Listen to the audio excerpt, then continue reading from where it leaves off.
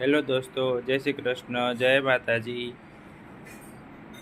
આજે અમારે જવાનું છે પાલનપુર પાટિયા ગણપતિ બાપ્પાના દર્શન કરવા। તો અમની માટે પ્રસાદી માટે દિવ્યા બનાવી છે ચૂરમાના લાડવા। ચાલો આપણે જોઈએ રસોડામાં ક્યાં પહોંચ્યા છે લાડવા।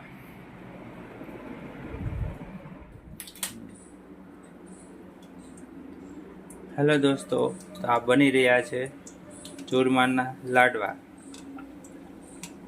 જાડા લોટના મુઠિયા બનાવી ગરમ પાણીથી અને પછી એને ફ્રાય કરવાના હોય છે તેલમાં।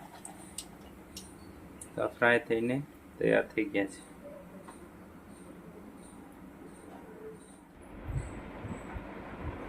મુઠિયા તળી અને એનો ભૂક્કો કરી દીધો છે અને બીજા મુઠિયા તળે છે।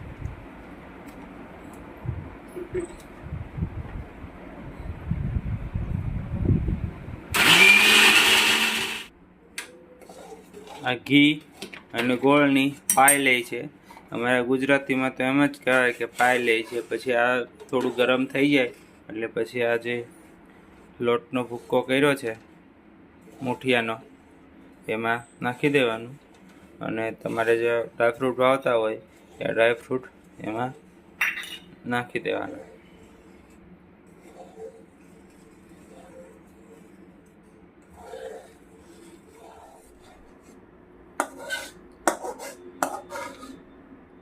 આવી રીતે આમાં મિક્સ કરી દેવાનું।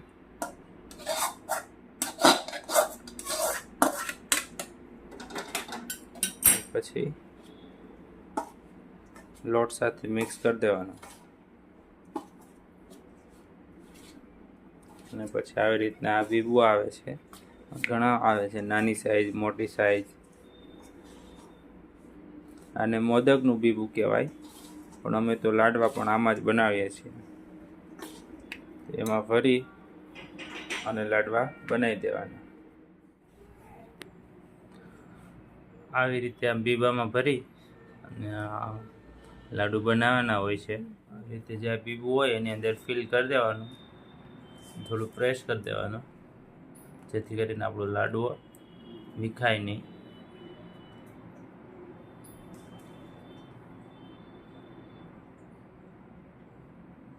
વાવ,